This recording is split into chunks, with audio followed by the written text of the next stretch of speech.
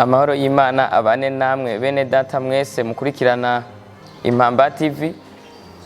Ntewe iteka n'Imana gukorana namwe uno munsi muri iki kiganiro Impamba y'umunsi. Nitwa Niyamahoro Siriake.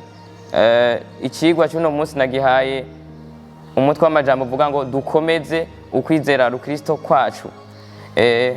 Ano majambo tuza kwisunga imirongo imwe muri Bibiliya turiko turiga kino cigwa. Igituma nzanye kino cigwa kandi n'ijambo riri ku mutima wanje muri no misi nuko abakristo benshi twitwa ngo turizera mugabo haracariho ikibazo cyo kumenya ukwizera kwacu by'ukuri gushingiye kuki. Ariko icyo ngiye kubabwira nuko ukwizera kwacu gushingiye kuki Imana yacu iri nico ishoboye. Haleluya.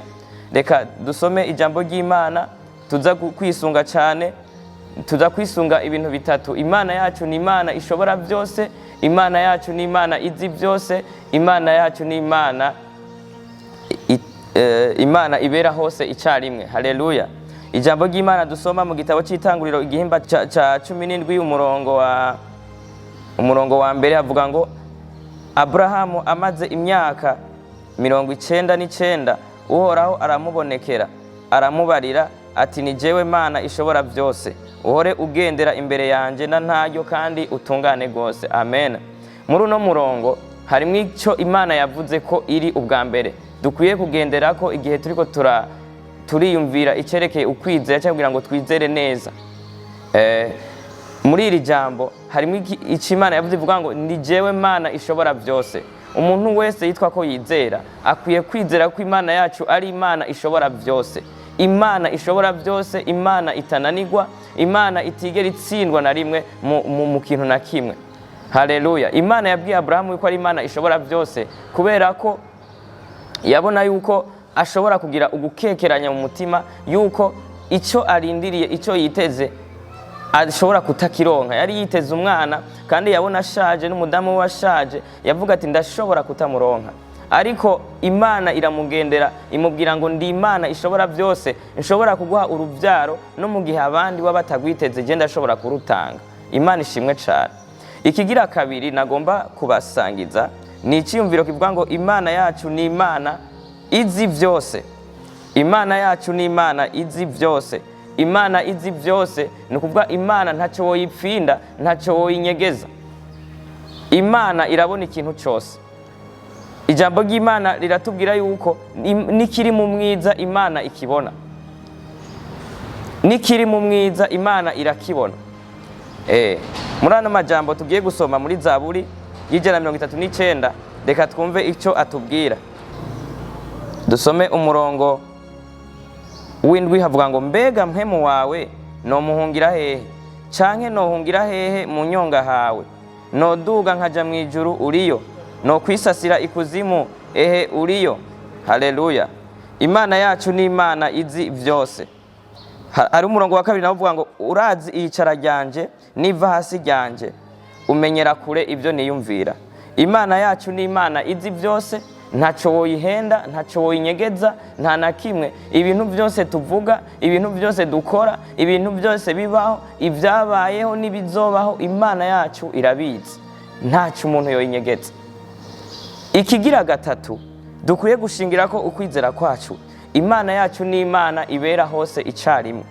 Hariho umurongo twasomye muri Zaburi 39 uvuga ngo mbega mpemu wawe no muhungira hehe.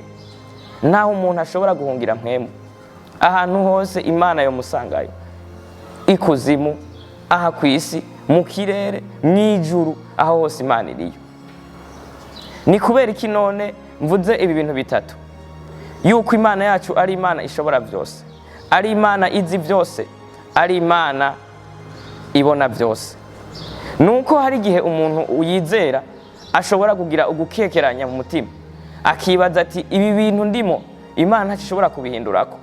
Imana byarayinaniye, ahantu kure Imana itonkura, ndahantu kure Imana itoshobora kunshikira cyangwa ngo igire ikintu hinduye mu biriko birambako. Ariko nagomba ndakubwire uno munsi yuko Imana yacu ari Imana ishobora byose. Yoshobora guhindura amateka yawe, yoshobora guhindura icuru no munsi umenga ni kibi kikaba ciza cyane.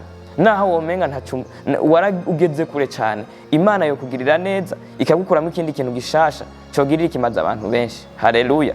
Ikigira kabiri gitumye mvuga aya majambo, hari gihe umuntu akizwa mugabo agakizwa ibintu vyo kunyegeza, akaba umuntu anyegeza Imana ingena ameze, akaba umuntu akorera Imana ayifenta yongera akora n'ibindi nkaho womenga Imana yacu ntibibona.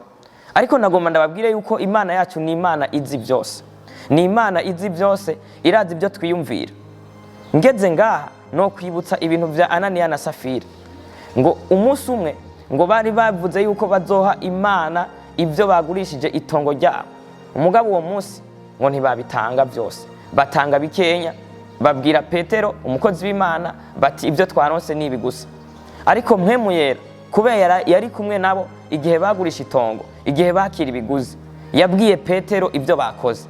Nico gituma ndiko ndabwira umuntu wese akorera Imana, yizera Imana wese, abe mu kwizera kwiwe neza, abwira Imana ukuri kwiwe kose ko mu mutima, ntihagire ikintu na kimwe ayinyegeza, kuko Imana yacu ni Imana izi byose. Ikigira gatatu, Imana yacu ni Imana ibona byose, ni Imana ibonaho ibera hose icarimwe, ibera hose icarimwe, iri mu Burundi, iraba muri Kongo, irashobora no kuba muri Amerika, mu mwanya umwe igakiza abantu bayo ikabazigama. Imana yacu ni Imana ibera hose icarimwe. Nta hantu woja uvuge ngo sinoyisangaye, naho woja he Imana irakubona, Imana igusangaye. Iki ndakivugiye iki?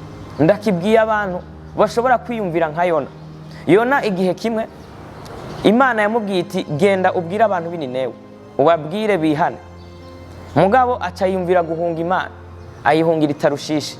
Akiri mu bwato Imana iramusangaye, iteza umuyaga mwinshi, asubira i Tarushishi. Murabizi abantu mwasomye Bibiliya, yarasubiye i Tarushishi kubw'ubugombe bw'Imana. Mugabo yari yibaza ko Imana ibona muri Isirayeli gusa, Imana ibera hose icarimwe. Komeza rero ureme mu mutima, utekane kuko Imana ishobora byose. Komeza uyigororokere kuko Imana ntacyo boyihisha, Imana irazi imigabo yawe. Komeza uyibwize ukuri, komeza uyemere, komeza uyikunde, komeza uyikorere mu kuri no mu mpemu, kuko icyo nicyo Imana ikwitezeho. Imana yacu ni Imana ishobora byose, Imana yacu ni Imana izi byose, Imana yacu ni Imana ibera hose icarimwe. Ivyo bibe imbago canke inkingi zo kwizera kwawe, uvyubakire ko uzobona kugira neza kw'Imana, uzobona gukora kw'Imana, uzokumva Imana muri kumwe mugendana, uzokumva Imana ikubaka, uzokumva Imana igukomeza, kuko wafashe kw'Imana mugendana, kw'Imana muri kumwe, kandi Imana yawe Imana ari Imana ishobora byose, izi imigabo yawe, izi imigabo y'abagukikije, kandi ishobora no kugukingira kugira ngo ntumererwe nabi. Imana ibahezagire cyane. Dusenge. Mana ishobora byose, turaguhaye icyubahiro, turagushimiye kuri no jambo washize muri twebwe uno munsi kugira ngo turisangire n'ababene data. Turaguhaye icyubahiro, ndagomba ngo Mwami Imana iri jambo rigende mu mitima y'abayumvise, ribafashe, ribakomeze, ribigishe.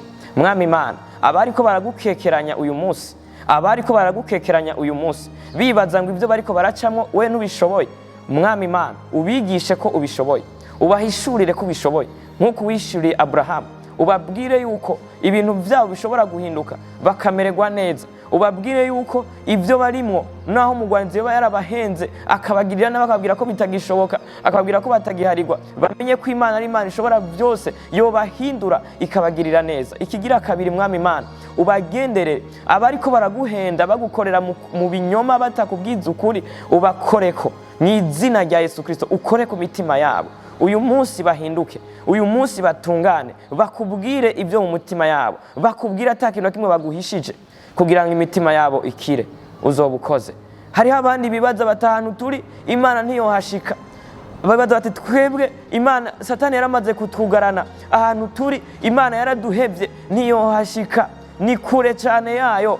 Ariko turagomba Mwami Imana ngo ubagenderere, ubasanga aho hantu bari, kumwe wagendera Adamu na Eva bari bagiye kwinyegeza muri rya tongo bakaja kure yawe, mugabo urabarondera iyo bari. Abo bantu basangeyo, abagaraniwe mu boîte de nuit, abogaraniwe mu busambanyi, abogaraniwe mu kaboregwe, abogaraniwe mu biyayuramutwe, abogaraniwe mu bintu byinshi bibi, bibaza bati Imana yaraduhevye ntiyo dusanga ahantu turi, tugeze kure cyane, turi ahantu habi. Abogaraniwe mu bupfumu, abantu basangeyo, ubagarukane basubire kuba bazima. Mwami Imana, ubagarukane mu ruhongore rwawe, ubagirire neza, uzobukoze.